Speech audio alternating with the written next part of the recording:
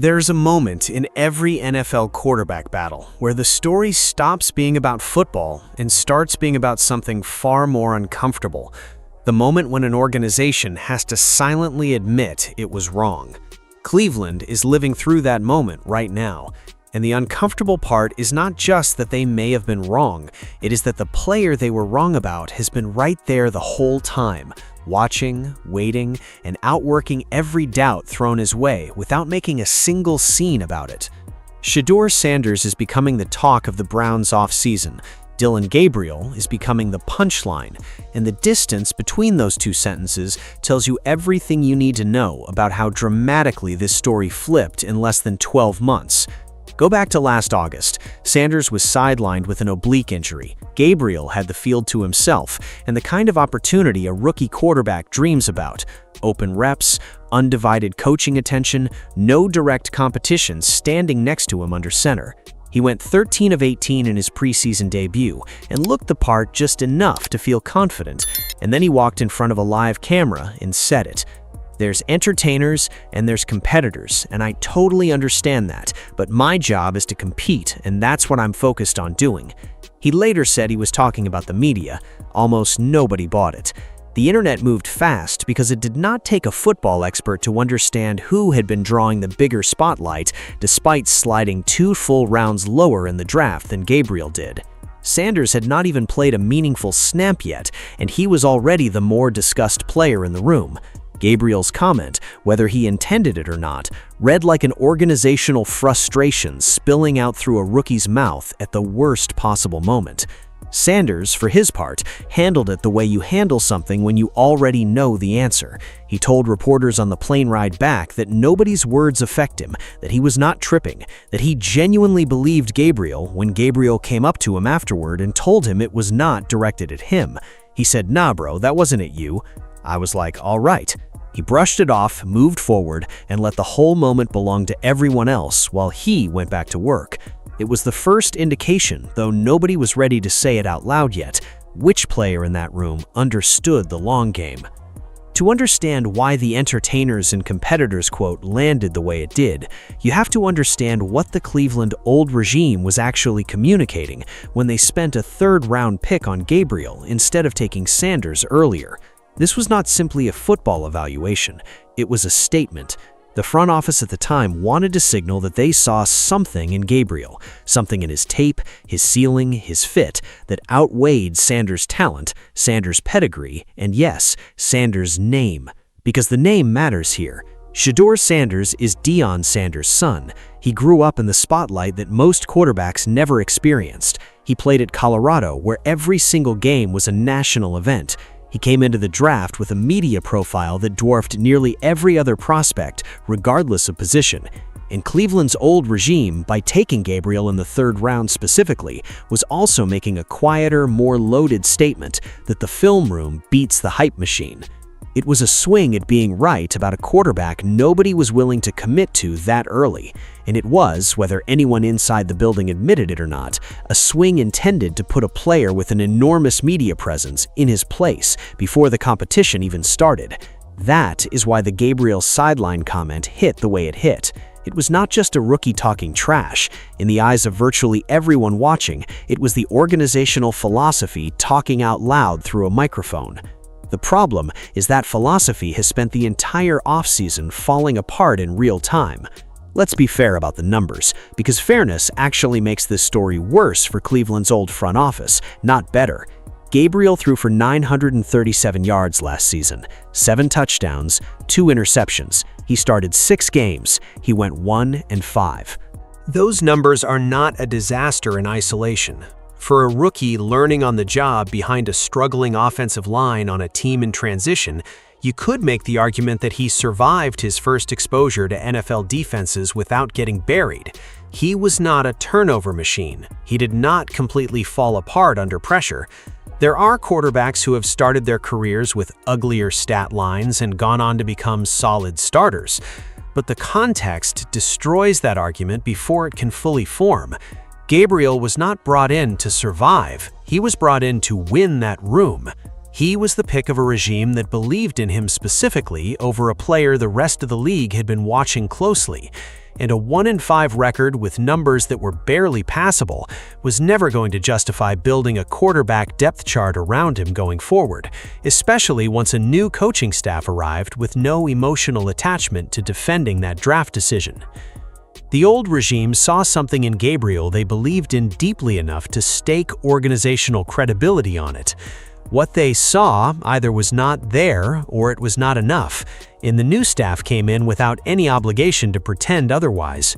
Todd Monken took over as head coach without the sunk costs that Kevin Stefanski's regime had been carrying. He did not draft Gabriel. He did not promise anyone anything about Gabriel's future. He walked in, evaluated what was in front of him, and started organizing his quarterback room based entirely on what he saw, not what he inherited. What he reportedly saw during OTAs and minicamp was not close. Zach Jackson of The Athletic reported something that does not need much analysis once you read it. In one 7-on-7 period during practice, Gabriel received 3 competitive reps, not 3 series, 3 reps in an entire 7-on-7 session. That is not a coach managing a close competition. That is a coach who has already reached a conclusion and stopped performing the theater of keeping the race open. When a first-year head coach is allocating reps that lopsidedly this early in the offseason, he is not hiding a battle. He is telling you what he already knows and quietly letting the depth chart announce it. There is a specific cruelty to that number, 3 reps, that goes beyond football. It means that in the same practice where Shedeur Sanders was presumably running full sessions, working through his progressions, building chemistry with receivers, and stacking improvements on top of each other, Dillon Gabriel was standing on the sideline for the vast majority of the work. 3 reps is the coaching staff's way of saying, we see what we need to see, and we are not going to waste valuable practice time making this look like something it isn't. Monken has been around football long enough to know exactly what message that sends. It was not an accident. While Gabriel was collecting 3 reps per session, Sanders was quietly doing the thing he told everyone he was going to do back when the entertainer's comment was still fresh. He said he wasn't tripping. He said the competition would sort itself out. He said God put the ability within him to not be moved by outside noise. At the time, it sounded like standard rookie confidence, the kind of thing every quarterback says before the real work begins. Turns out, he meant it. Monken has been publicly specific about what he has seen from Sanders. In public specificity from a head coach about a young quarterback is not a small thing. He has praised Sanders' progressions, meaning his ability to work through his reads and sequence without forcing the ball or panicking under coverage. He has praised his timing, his ability to get the ball out when and where it needs to go, rather than holding it and taking unnecessary punishment. And he has praised his grasp of the new offensive concepts, which is arguably the most important one, because learning a new system quickly at the NFL level is where most young quarterbacks struggle most visibly. He added that Sanders had come miles from where he was during April's voluntary minicamp, which is another way of saying that the growth curve is steep and pointing in exactly the right direction. Mary Kay Cabot, one of the most plugged-in reporters on the Browns beat, reported that Sanders is picking up the new scheme quickly. That detail matters specifically because it is reportedly a big part of why Monken is keeping the competition technically open, rather than simply handing Sanders the job outright. He wants to keep evaluating because what he is seeing is too good not to take seriously, not because he has doubts, but because the development has been so strong that he wants to keep watching it happen. That is a completely different kind of quarterback competition than the one Cleveland's old staff was running last August. Here is something that does not show up in stats or coaching press conferences, but matters enormously inside an NFL building. Players have started defending Sanders unprompted, not because a reporter asked them leading questions about the quarterback competition, not because they were put in a position where they had to say something diplomatic. Teammates have voluntarily called him one of the most talented young quarterbacks in the league. That kind of organic endorsement is nearly impossible to manufacture. Players know the difference between a teammate who looks good in shorts during OTAs and a teammate who is genuinely going to make everyone around him better when the games start counting. They have watched Sanders work every single day. They have seen the film sessions, the extra reps, the way he communicates at the line, the way he processes pressure in real time during practice. And what they are saying publicly matches what Monken is saying publicly, which means it also matches what is happening behind closed doors. There's a real difference between a rookie who talks about being a competitor and a rookie who competes so convincingly that a first-year head coach cannot help but use his name with genuine admiration at press conferences. Sanders has become the second kind. Gabriel, by his own words from that sideline interview last August, was supposed to be the first. The positions have fully reversed. And the reversal did not come from outside noise or media narratives. It came from the practice field, the rep distribution, and the voluntary testimonials of the people who see both players up close every single day. Bleacher Report's Mo Moten has estimated Dillon Gabriel's current trade value at a 2027 6th-round pick and a 2028 7th-round pick. Read that twice because it is important. A player who was taken in the 3rd round, specifically over another player the front office was actively trying to push down the depth chart, is now worth a 6th and a 7th, 2 and 3 years from now, from a team willing to take a flyer on whatever he might become somewhere else. That is not a footnote in the Gabriel story. That is the verdict. When analysts start publicly estimating a former draft pick's exit value instead of debating his ceiling, the conversation inside the building is already over. It just hasn't been announced yet. The trade discussion is happening because people close to the situation understand that Cleveland's actual quarterback future runs through one of two paths. Either Sanders wins the starting job outright this season, or the Browns use a 2027 draft pick on a new quarterback and start that development process fresh. Gabriel does not factor meaningfully into either scenario. He has no real lane left. And at some point very soon, Cleveland is going to have to make a practical decision about what to do with a player who takes up a roster spot without having a credible path to starting. Some analysts have already said it plainly. If the Browns determine that Gabriel is not a fit under Monken's system, they need to find a way to move him before the situation becomes a distraction heading into training camp. A 6th-round pick return is humbling for an organization that spent real draft capital on him, but keeping him past the point where his presence serves any competitive purpose would be worse. The Browns have enough complicated storylines already without adding a quarterback controversy that everyone inside the building knows is not actually a controversy at all. There's something almost poetic about the way this is played out in the national media. And the word poetic is not too strong here because the symmetry is almost uncomfortably clean. Gabriel drew a line last August between entertainers and competitors. He said it on camera with full confidence at the exact moment he had every structural advantage available to him. His rival was injured. His coaching staff believed in him. He had the field and the spotlight entirely to himself. And he used that moment to plant a flag. He wanted to be known as the guy who competes, not the guy who generates attention. ESPN's panels have reportedly started turning that quote back on him. The national conversation, which once used that line as evidence that Cleveland had found a quarterback with the right mentality, now uses it as a punchline.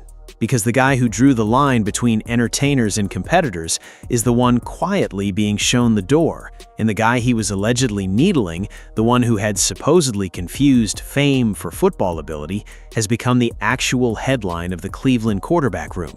Praised by his head coach, endorsed by his teammates, and projected as the most likely starter before a single training camp practice has been held. Karma does not usually move this fast or this cleanly in professional football.